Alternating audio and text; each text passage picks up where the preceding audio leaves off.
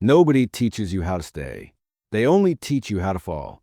Every love story you've ever absorbed, every movie, every song on the radio during a long drive, every conversation at a wedding reception, it ends at the beginning, at the rush and the electricity, and it can't stop thinking about you of it all.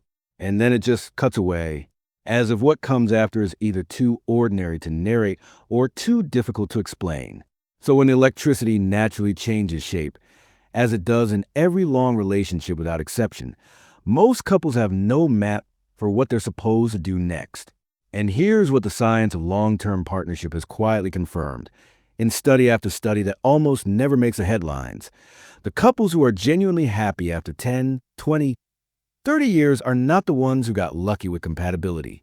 They're the ones who learned a specific, learnable thing that most couples never figure out. Today, we're going to talk about what that thing actually is. Not the version you've heard before, the real one.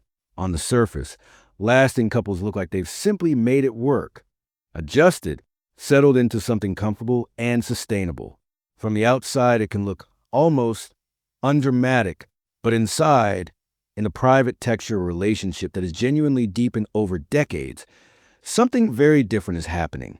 Something that has almost nothing to do with longevity and everything to do with a specific quality of attention that gets practiced day after day in the smallest possible moments. And the fear that brings most people to a conversation like this one is the fear that maybe what they have has already started to plateau, that the warmth is real but the aliveness is fading, that they're building something durable but slowly losing something essential. That fear is not a sign that something is wrong. It is a sign that you know the difference. And knowing the difference is where everything starts.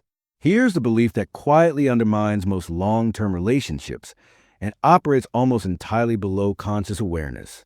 It goes like this. If the relationship is good, it should feel effortless. Effort means something is strained. Ease means something is right. That belief is a thing.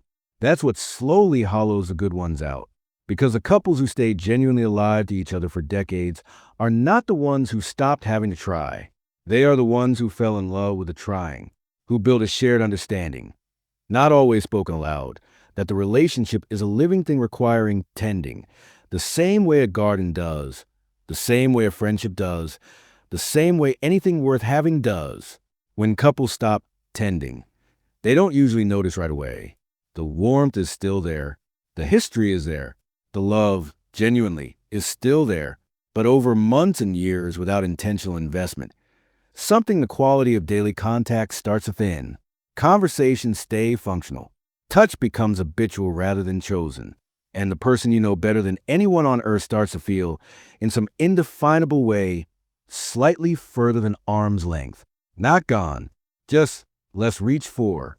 And this is the part that lands quietly but lands hard. The couples who drift in this way rarely have a reason they can point to. Nothing broke. Nobody failed dramatically. The distance grew in the spaces between small choices not made and small moments not claimed. You probably already felt at least one of those spaces. A moment where something tender was available and neither of you reached for it. And you moved on because life is full and moving on is easy. But something in you registered it. That registration matters. Trust it. So what do the genuinely happy long-term couples actually do differently? The first thing, and I want to live inside this one for a while, because it is so deceptively simple that most people skim past it, I call it the chosen hello.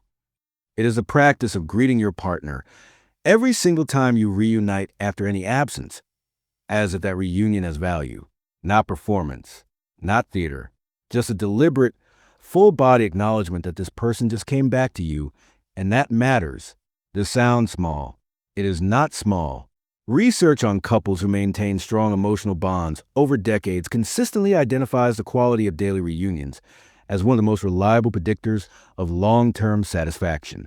Not the vacations, not the anniversaries.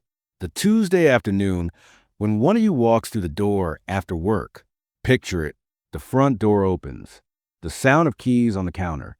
The particular smell of someone you know completely, familiar and specific, and entirely theirs. And instead of the usual absorbed hay from across the room, Without looking up, you stop what you're doing. You cross the room, or you look up fully, and you actually land on them. Eyes first, then maybe a hand on their arm, or a real embrace, warm enough to feel the exhale in their chest. And for just 10 seconds, you are completely present to the fact that they exist, and they came home, and you are glad. 10 seconds. That is the entire practice. But the accumulation of 10,000 those 10 seconds over years of a life together, that is the difference between a relationship that survives and one that thrives. The chosen hello tells your nervous system, and there's every single day, that this is not just a household you share. It is a place you return to each other. Now, the second thing. This one is less comfortable. And I want you to sit with that discomfort rather than move past it too quickly. I call it the productive rupture. And it is this. The couples who stay happiest over the longest time are not the ones who argue the least. They are the ones who have learned to rupture and repair cleanly, honestly, and without letting the rupture calcify into something that doesn't get talked about. A productive rupture means that when something damages a connection, even slightly, even uncomfortably, you bring it to the surface rather than absorbing it, not in an accusatory way, in the way of someone who values a relationship enough to protect it from accumulation. Hey, something from yesterday is still sitting with me. Can we talk about it? That sentence, spoken from care rather than attack, keeps the channel clear. It says, I am not willing to let distance grow between us quietly. I would rather be briefly uncomfortable than slowly far. The couples who model this for each other over years create something extraordinary. They create a relationship where both people know, in their bodies, that nothing will be allowed to fester, that the floor will hold. That repair is always coming.